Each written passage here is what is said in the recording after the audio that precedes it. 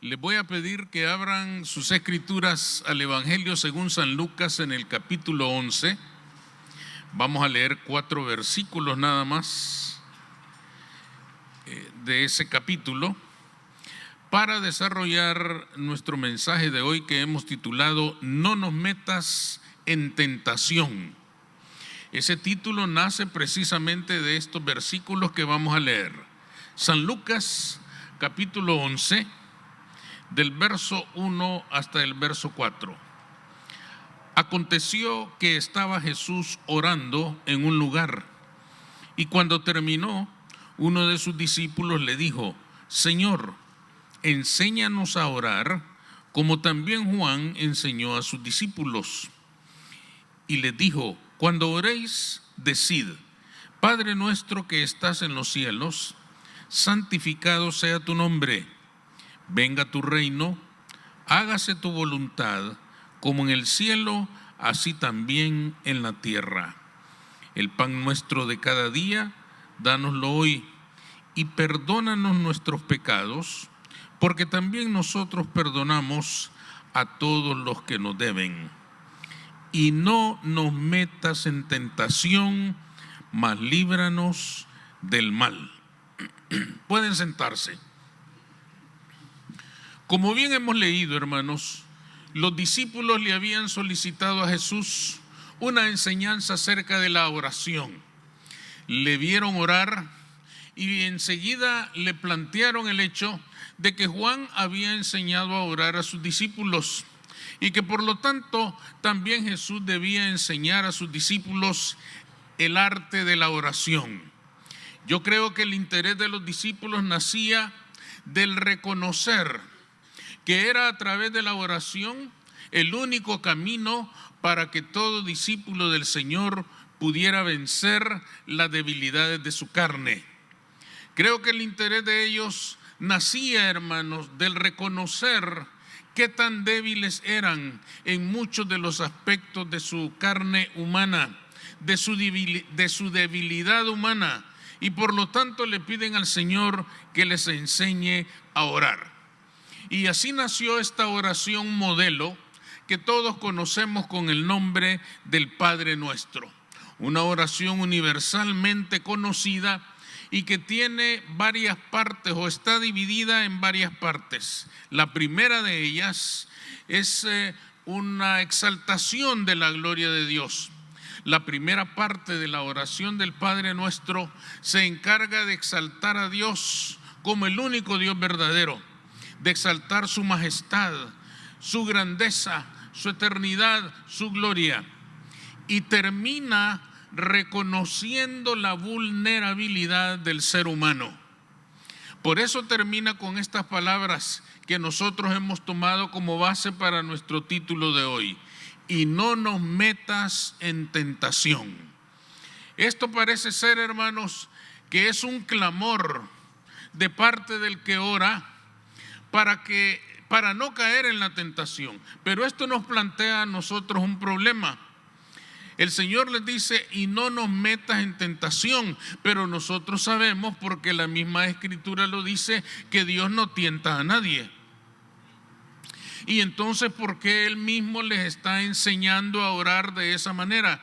Y no nos metas en tentación. ¿Qué es entonces lo que quiso decir Jesús a sus discípulos?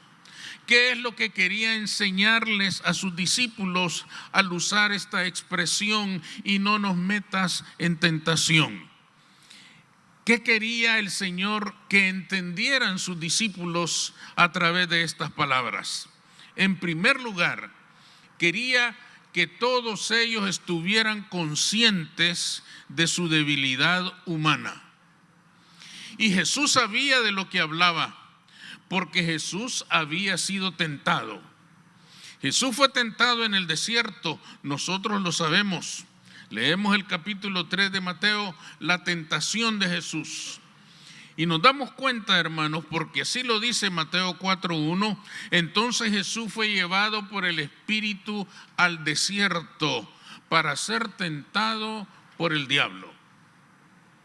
Pero en este mismo verso 1 nos damos cuenta de lo que ya hemos dicho antes. Dios no tienta a nadie. Fíjense bien en el texto de ese 4:1, dice: entonces Jesús fue llevado por el Espíritu al desierto. Es cierto que el Espíritu Santo lo llevó, pero ¿para qué? Para ser tentado por el diablo. Quiere decir que el agente de la tentación fue el diablo y no Dios. Dios lo llevó para que fuera tentado por el diablo. Quiere decir, hermanos, que el agente de la tentación en la vida del creyente es el diablo. Es él quien, conociendo nuestras debilidades, se aprovecha de ellas para apartarnos de la voluntad de Dios. Jesús, entonces, como hombre, aprendió mucho de aquella experiencia de la tentación. Por ejemplo, tuvo que aprender que las tentaciones llegaban al ser humano a través de los apetitos del cuerpo, a través de los apetitos de la carne humana. Porque la primera tentación, que está en el verso 3, dice que después de haber ayunado 40 días, Jesús tuvo hambre y entonces vino el tentador. Y conociendo que estaba afectado de aquella debilidad de tener hambre después de 40 días de ayuno, se acercó a él y le dijo: si eres el Hijo de Dios, convierte estas piedras en pan. Sabiendo, hermanos, que él estaba con hambre, sabiendo que él estaba necesitado de comer después de tantos días de ayuno, él se acerca y desafía a Jesús para que se adelante al plan de Dios, para que haga su propia voluntad y ya no la voluntad del Padre. Fijémonos bien, hermanos, que Jesús podía hacerlo. Él tenía el poder para hacerlo. ¿Cuál hubiera sido el problema? ¿Por qué hubiera fracasado Jesús si cae en esta primera tentación? Porque se hubiera apartado de la voluntad de Dios y hubiera hecho su propia voluntad. Esto es justamente lo que el diablo buscaba. Y esto nos sirve, hermanos, para definir con claridad qué es la tentación. Generalmente, cuando nosotros pensamos en la tentación, pensamos en algo esencialmente malo. Nosotros hablamos de tentación y pensamos en drogas, pensamos en el alcohol, pensamos en cualquier conducta desordenada. Pero lo cierto es, hermanos, que Jesús fue tentado porque tuvo hambre. Y tener hambre no es malo. Qué bueno que no es malo, porque ya ven cómo somos nosotros, ¿verdad? Eso no es malo, tener hambre. Es un apetito natural del cuerpo. Pero a partir de ese apetito natural, que no es malo ni pecaminoso en sí mismo, el demonio se aprovechó para intentar apartarlo de la voluntad de Dios. Eso nos ayuda ya, hermanos, a definir qué es la tentación. La tentación no tiene que ser algo necesariamente malo. Puede ser incluso algo bueno, pero si nos aparta de la voluntad de Dios, es tentación. Por ejemplo, a nosotros una diversión, el descanso, cosas que no son malas en sí mismas, nos pueden apartar de congregarnos para adorar a Dios en el día del Señor. No son cosas malas, pero son tentación en el sentido de que nos están apartando de la voluntad de Dios para nuestras vidas. Por lo tanto, la tentación no tiene que ser necesariamente nada malo. Puede ser incluso algo bueno, justo. Una persona puede decir: hoy no voy a la iglesia, estoy cansado, la semana estuvo muy pesada, necesito descansar. ¿Es justo? ¿Es justo? No es nada malo, no es pecado, pero es una tentación por cuanto lo está apartando de la voluntad de Dios expresada en la carta a los hebreos, que dice: no dejando de congregarse como muchos tienen por costumbre. Por lo tanto, sin ser algo malo, es una tentación porque nos está apartando de la voluntad de Dios. Todo esto lo aprendió Jesús en la tentación. Todo esto lo entendió el Señor en la tentación y por eso ahora Él comprende cómo nosotros somos tentados. Todas aquellas lecciones que el Señor aprendió en el plano humano durante la tentación están resumidas en estas últimas palabras: y no nos metas en tentación. ¿Qué es entonces lo que el Señor les estaba enseñando a orar? Les estaba diciendo: pídanle a Dios que no dejen que su imprudencia los meta en tentación, que no dejen que el engaño del diablo los meta en tentación. ¿Y cómo puede ser esto? Hoy en día todo esto sigue igual. ¿Por qué decimos esto? Porque el enemigo es astuto y conoce nuestras debilidades. Él sabe bien en dónde están nuestros puntos débiles. Dios no tienta a nadie. El texto, como ya lo hemos dicho, es claro: fue llevado por el Espíritu al desierto para ser tentado por el diablo. Esto nos pone ante una realidad muy importante, porque algunos dicen que el Señor no fue tentado, sino que fue probado. Y entonces tentación y prueba vienen a ser sinónimos, vienen a ser diferentes nombres para la misma cosa. Pero tenemos que hacer una diferencia, hermanos. Este pasaje nos enseña a hacer una diferencia entre lo que es tentación y lo que es una prueba. El Señor sufrió la tentación. La tentación porque el enemigo vino a tratar de engañarlo, a tratar de manipularlo incluso con las Escrituras, para que se apartara de la voluntad de Dios. Pero no fue probado, porque la prueba, hermanos, viene de Dios. Dejemos claro aquí una cosa: la tentación viene del diablo, la prueba la permite el Señor. ¿Y cuál es la diferencia entre las dos? La diferencia es que la prueba del diablo busca destruirnos. La prueba del diablo busca derribarnos. La tentación del diablo busca nuestra destrucción. Pero la prueba que Dios permite busca nuestra edificación. Cuando Dios permite la prueba, hermanos, no la permite para destruirnos, sino para edificarnos, sino para purificarnos, sino para hacernos avanzar en el desarrollo del plan de vida que Él tiene para nosotros. Por eso debemos hacer una clara distinción entre las dos cosas. Dios no le ha dado, dice la Escritura, a nadie una prueba que no pueda resistir. Y con la prueba misma le ha dado la salida, porque Él no busca la destrucción de la persona que entra en prueba, sino que busca purificarla, fortalecerla, perfeccionarla, hacerla avanzar en el plan de vida que Dios tiene para nosotros. Por lo tanto, quedemos claros de que la tentación sí viene del enemigo y la tentación busca nuestra destrucción. Fíjense, probemos esto. El Señor había ayunado 40 días. Después de ayunar 40 días, comerse un pedazo de pan era morirse. Si ustedes llegan a ayunar 40 días y entregan el ayuno con un burrito de carnitas, se pueden morir. ¿Y por qué se pueden morir? Ustedes se han dado cuenta que cuando vamos a comer, a veces cuando estamos terminando el culto aquí, ya sentimos el olor a la comida y la saliva se nos comienza a caer, ¿verdad? Esa es una preparación de nuestro sistema digestivo para ingerir el alimento. Pero después de 40 días sin comer, el sistema digestivo está paralizado totalmente. Y si le mete usted un pedazo de pan, se va a ahogar con él. El enemigo le dice: convierte esas piedras en pan. Él podía hacerlo y tenía hambre.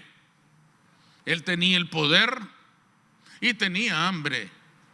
Rápido agarraba una piedra cualquiera y la convertía en un Big Mac. Le pega una mordida y se muere, porque el propósito de la tentación es matar. El propósito de la tentación es destruir. El propósito del diablo al tentar a las personas es destruir su vida. La prueba no. La prueba lo que busca es edificar la vida del creyente. Eso es lo que los hace diferentes.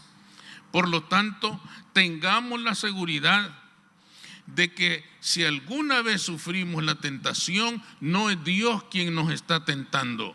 Santiago dice: Dios no puede ser tentado por el mal, ni Él tienta a nadie, sino que cada uno es tentado cuando de su propia concupiscencia es atraído y seducido. La tentación viene de nuestras propias debilidades, y el agente diabólico se aprovecha de esas debilidades para intentar hacernos fracasar y caer y cobrar el precio de nuestra vida. Por eso nos tienta el diablo, porque conoce bien nuestras debilidades, sabe que nuestros apetitos nos traicionan, sabe, hermanos, y lanza sus ataques hacia esos puntos débiles que nosotros tenemos en nuestra vida. Lo que el Señor entonces les está diciendo a los discípulos en esta oración: y no nos metas en tentación, les está diciendo: recuerden siempre que están afectados de debilidades, que por su propia naturaleza tienen apetitos, tienen deseos, tienen inclinaciones que son pecaminosas. No permitan que su imprudencia los vaya a hacer caer. ¿Por qué decimos que les está enseñando eso? Porque fíjense bien en la pregunta del tentador: si eres el Hijo de Dios. Si eres el Hijo de Dios es un desafío. Es como decirles: tú andas por ahí diciendo que eres el Mesías. Si verdaderamente eres, convierte esas piedras en pan y come. Si el Señor hubiera sido débil en esa área, hubiera dicho: pues te voy a demostrar que puedo. Y entonces hubiera fracasado. El Señor, cuando nos dice no nos metas en tentación, nos está diciendo: no sigan el juego del tentador. No escuchen sus desafíos. A nosotros el tentador nos puede decir: si eres tan macho, pues entonces haz esto. Y nosotros sí que reaccionamos y decimos: te voy a demostrar, diablo desgraciado, que yo sí puedo. Y nos hace caer. Por eso el Señor les dijo: oren así y no nos metas en tentación. Realmente lo que quería decir es: y no dejes que mis imprudencias, no dejes que mis debilidades, no permitas que mis inclinaciones pecaminosas me hagan fracasar. Esto es lo que el Señor les estaba enseñando a sus discípulos y nos enseña a nosotros, que clamemos para que no nos dejemos engañar por el enemigo, para que no nos dejemos manipular por ese enemigo que es tan astuto y que sabe precisamente cómo hacernos caer. El Señor les estaba diciendo que tenemos que pedir a Dios que no permita que nuestro orgullo, nuestra vanidad, nuestra necedad propicie que el enemigo nos derrote. Que permanezcamos alertas rogando al Señor, diciéndole: Señor, no permitas que mi debilidad me haga caer. No permitas que mi imprudencia me haga fracasar. Tenemos que permanecer rogando al Padre que nos dé la luz para entender cuándo el enemigo ha venido a tentarnos y resistir. La Escritura dice: permaneced en el Señor, resistid al diablo y él huirá de vosotros. Amén. En segundo lugar, el Señor les está enseñando a que supieran que podían sufrir una prueba purificadora. Para Jesús no hubo prueba, para él solo hubo tentación. ¿Por qué decimos que para él no hubo prueba? Porque una prueba, como ya lo hemos dicho, es permitida por el Señor para purificar, para perfeccionar, para hacer avanzar a una persona en su proceso de santificarse delante de Dios. Jesús no podía salir más santo, ni más puro, ni más purificado de aquella situación. Él solamente fue tentado, y eso es lo que nos dice el texto, que fue llevado por el Espíritu Santo para ser tentado por el diablo. El Señor no sufrió prueba porque Dios no permitió nada que lo pudiera hacer más puro, que lo pudiera hacer más santo.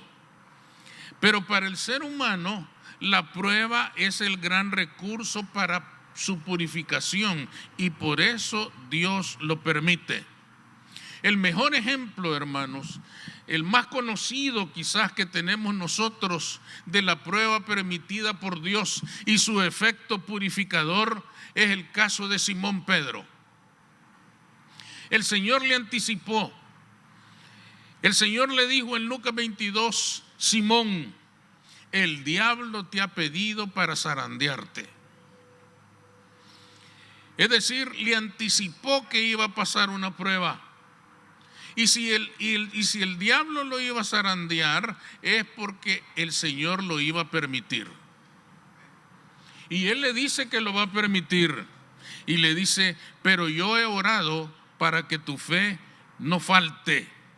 Y fíjense bien en las palabras de Lucas 22 en el verso 32. Y tú, una vez vuelto, confirma a tus hermanos. Fíjense que en la prueba, el Señor mismo le hace saber a Simón, Simón, tú vas a ser probado de una manera terrible, pero yo voy a orar para que tu fe no falte. Y una vez que haya salido vencedor, una vez que haya salido purificado, regresa otra vez con nosotros y edifica a tus hermanos testificándole de lo que viviste, testificándole de tu experiencia. Ya hemos hablado, hermanos, del zarandear en otras ocasiones. Es un sedazo, una tela en el cual se golpeaba el trigo y el grano quedaba limpio y toda la basura caía. De manera que el zarandear representa una experiencia terrible en la cual se separa lo bueno de lo malo, en lo cual se deja purificado el grano del trigo. De eso hablaba el Señor cuando le dijo estas palabras a Simón Pedro. ¿Cuándo se cumplió esta zarandeada? Cuando negó al Señor 3 veces. Una mujer se le acercó y le dijo, tú eres de ellos. Y él dijo, ni conozco a ese hombre. Y terminó maldiciendo igual que todos los demás. Fijémonos bien en todo lo que hemos dicho hasta aquí, hermanos. El Señor ya nos ha dicho que nosotros somos débiles y que debemos luchar contra nuestra vanidad, nuestro orgullo, nuestra idea de que nosotros somos grandes, magníficos, extraordinarios por sí mismos. Parece que Simón Pedro no oró de esa manera, porque Simón cayó por imprudencia. El diablo lo tentó y cayó enterito. ¿Por qué decimos, hermanos, que fue por imprudencia? Porque díganme ustedes, ¿qué tenía que hacer Pedro en el palacio de Anás, donde tenían preso a Jesús? ¿De qué le servía que él lo anduviera siguiendo de lejos, sin testificar de su nombre, más bien confundiéndose con todos los enemigos del Señor? ¿Estaba engrandeciendo el nombre de Jesús al hacer eso? ¿Estaba testificando de la inocencia del maestro al hacer eso? No, lo que hizo fue confundirse con todos los que le habían arrestado. Y al final terminó maldiciendo igual que todos los amigos de Jesús. Enemigos de Jesús, perdón. Cayó totalmente. ¿Pero por qué cayó? Por imprudencia. no tenía nada que estar haciendo allí, ni mucho menos tenía por qué confundirse con los enemigos de Jesús. Los demás no fueron imprudentes como Simón. Ellos se quedaron por allá escondidos, temiendo que los pudieran arrestar a ellos también. Pero Simón dijo: a mí nadie me hace nada. Yo soy el grande. Yo soy Simón, el mejor de todos. Y se fue a meter, como bien dice el dicho, a la boca del lobo. Y cayó y fracasó por su imprudencia. Él fue tentado, pero también fue probado por el Señor. ¿En qué sentido? El Señor permitió esta prueba para que Pedro se despojara de todos esos orgullos necios, para que Pedro se despojara de toda esa vanidad que le había hecho creer que él era el gran Simón, invencible, que nadie le podía hacer nada, y fracasó de la peor manera. Sin embargo, si seguimos su historia en las Escrituras, en el libro de los Hechos, descubrimos que él volvió tal como el Señor lo había dicho, y fue el primer predicador de la iglesia de Jesucristo el domingo de Pentecostés, y 3,000 personas se convirtieron. ¿Por qué? Porque la prueba lo había purificado. La prueba permitió que Pedro fuera limpiado de toda esa escoria que había afectado su vida y que le había hecho creer que él era grande y poderoso por sí mismo. Desde aquella experiencia estoy seguro que Pedro fue un hombre que permanentemente oró el Padre Nuestro, y sobre todo aquello de: y no nos metas en tentación. No dejes que otra vez mi orgullo y mi vanidad me hagan caer. Ayúdame para mantenerme despierto a la realidad de que soy un hombre débil, un hombre afectado de debilidades, y que necesito de tu cuidado, necesito de tu guianza, necesito de tu fortaleza para poder salir adelante. Esto es sumamente importante para nosotros, porque nosotros, hermanos, por imprudencia podemos caer muchas veces en la tentación del enemigo y fracasar.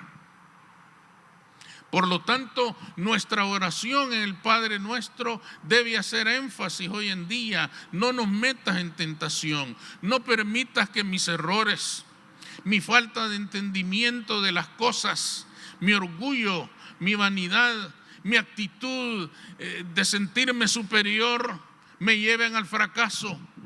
Guárdanos del mal, dice el Padre Nuestro. No nos metas en tentación y guárdanos del mal que nosotros mismos podemos provocarnos cuando confiamos más en nuestras fuerzas que en las fuerzas del Señor. Nosotros debemos contar continuamente con las fuerzas del Señor para vencer la tentación. De otra manera, vamos a fracasar. Grandes hombres de Dios fueron probados. En el Antiguo Testamento, ¿quién puede olvidar a Job? Un varón recto, dice la Escritura. Un varón temeroso de Dios, pero pasó por unas pruebas terribles, pero al final salió purificado. Al final él dijo: de oídas te había oído, pero ahora mis ojos te ven. Con lo cual quería decir: yo sabía muchas cosas acerca de ti, pero en la prueba he conocido tu poder. He conocido que tú eres Dios. Y el Señor lo bendijo abundantemente. Él perdió muchas cosas, pero después de la prueba, dice, Dios le dio el doble de todo lo que tenía. Quiere decir que la prueba no lo destruyó. La prueba no había sido permitida para su destrucción, sino para su bendición. Acuérdense que en la prueba hasta su esposa lo maldijo y le dijo: niega a tu Dios y muérete. Pero al final le dio el doble de todo. Creo que le dio 3 esposas porque el hombre se lo merecía. Porque la prueba no buscaba su destrucción, La prueba buscaba su edificación. Entonces, hermanos, ¿por qué es importante esto para nosotros? Porque ¿quién de nosotros no ha vivido tiempos que no entiende por qué los está sufriendo? Quizás en el tiempo en que somos más fieles, quizás en el tiempo en el que mejor estamos sirviendo al Señor, nos viene la prueba, nos viene una situación difícil. Inmediatamente lo primero que pensamos es: ¿qué he hecho de mal? ¿En qué he fallado? El Señor me está castigando. El Señor no está castigando a nadie. Lo que puede pasar es que está permitiendo una prueba para nuestro perfeccionamiento. De lo que debemos de cuidarnos es, por el contrario, que un momento difícil en nuestra vida sea consecuencia de que fracasamos ante el tentador y de que nuestro orgullo y nuestra vanidad nos hicieron caer, y entonces sí que estamos en un verdadero problema. Sin embargo, con todo y que eso pudiera pasar, tenemos un Dios misericordioso, y si venimos a Él, reconocemos nuestras faltas y nos arrepentimos, el Señor es lleno de misericordia para perdonarnos y levantarnos de aquella condición terrible. Levantarnos de aquella condición para llevarnos hacia adelante en las grandes metas que Él tiene para nuestra vida. En conclusión, hermanos, oremos el Padre Nuestro y enfaticemos: no nos metas en tentación, en el sentido de no dejar que nuestras debilidades, nuestro orgullo, nuestra vanidad nos hagan creer que somos más grandes que Dios, que somos más fuertes que Dios y que por lo tanto no lo necesitamos. Que el Padre Nuestro nos recuerde cada día que somos débiles, que somos imperfectos, que somos vulnerables y que tenemos un tentador, enemigo de nuestras almas, que está listo a explotar esas debilidades para hacernos caer. Oremos al Señor permanentemente, pidámosle al Señor reconociendo nuestras debilidades, y Él nos va a sacar adelante en la lucha contra el tentador. Vamos a orar. Señor, te damos